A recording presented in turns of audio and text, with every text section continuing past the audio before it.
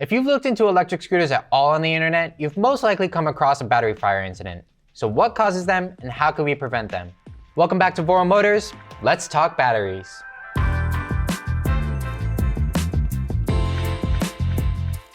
Today we'll learn the best ways to optimize a battery's lifespan, understand what factors affect their longevity, and discover how VoroMotors scooters can last you even longer. But before we begin, let's take a moment to talk about battery safety. The most common and most likely cause is what's known as thermal runaway, which can happen to any scooter, bike, or personal electric vehicle. In layman's terms, this is basically uncontrolled heat cycling through the battery, compromising its characteristics and potentially leading to fires or explosions. Now, some ways you can detect it are a weird, distinct burning smell, or if a section of the battery feels abnormally hot when you lay your hand on it. If either of these things happen, leave it outside, away from anything flammable, and don't attempt to charge it or use it. Unfortunately, it's a situation that cannot be stopped once it starts. In order to prevent thermal runaway, it's essential to take care of your battery. Avoid water damage, short circuits, under-voltage battery issues, overcharging, using the wrong charger, fast charging at uncontrolled rates, and exposing the battery to extreme temperatures. The majority of these fires happen when the scooter is charged after an accident, charged overnight, or purchased secondhand or from an unreliable source. These are just some of the basic things that can cause the batteries to go boom. One symptom of battery issues is an abnormal balance of cells. Just imagine having 3 groups of cells, but one of them ends up at 30% while the others are still at 100%. This imbalance puts stress on the battery and it can lead to heat problems. If it can't handle the stress anymore, it may result in a catastrophic event. The first line of defense of the battery is its battery management system, or BMS.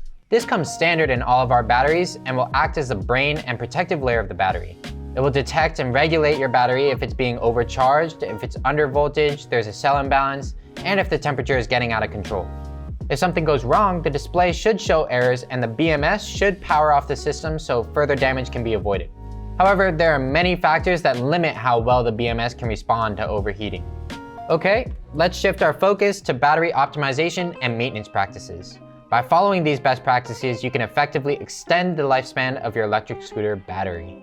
First, consider the environmental factors that can affect battery performance. Extreme temperatures, both hot and cold, can have a detrimental impact, so try to avoid exposing your scooter to temperature extremes whenever possible. Next, let's talk about determining battery capacity. It's essential to know how to measure your battery's specific capacity based on voltage. Refer to this chart to get an accurate read on the state of your battery. Feel free to pause and even screenshot this because it will definitely help you understand your battery better, especially since the voltage number is more precise than the percentage on your display. Always use the provided charging adapter to ensure compatibility and safe charging. Additionally, understanding charging cycles is crucial. Every battery has a limited number of charging cycles before its capacity starts to degrade. Keep in mind that each time you fast charge your battery, that cycle number will decrease at a more drastic rate. So it's important to at least be aware of this estimate. For optimal battery preservation, it's recommended to keep your scooter's battery within the 30 to 80% charge range. That means you shouldn't regularly charge your scooter to 100% after each ride or let the battery get so low it isn't able to hold the charge anymore. We're learning about batteries today, Kagan. Sorry. No, it's okay. Instead, recharge when needed and keep the voltage from hitting extremes to help extend its lifespan. For example, you should avoid overcharging your battery or leaving it connected to the adapter after it's fully charged. As a general rule of thumb, we discourage charging your electric scooter overnight. If possible, avoid charging immediately before or after riding as the battery may still be warm. Remember folks, it's crucial to never leave your scooter charging unattended. Regular use of fast chargers that exceed the battery's capabilities should also be avoided. So what happens if your battery needs to be replaced or repaired? Some models, such as the Roadrunner V2 and the Roadrunner Pro, have removable battery packs.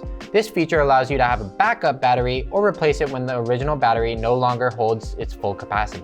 However, if your battery is wired in, don't worry.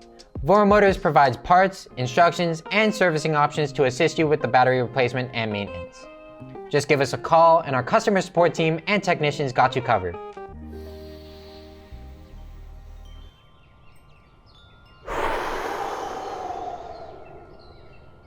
I know that was a lot to ingest, but if you just be mindful of these potential dangers and implement these optimization practices, you can ensure a longer lifespan for your electric scooter battery while prioritizing safety.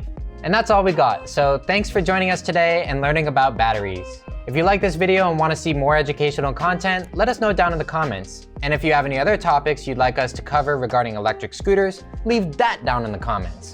Otherwise, safe riding, and we'll see you next time.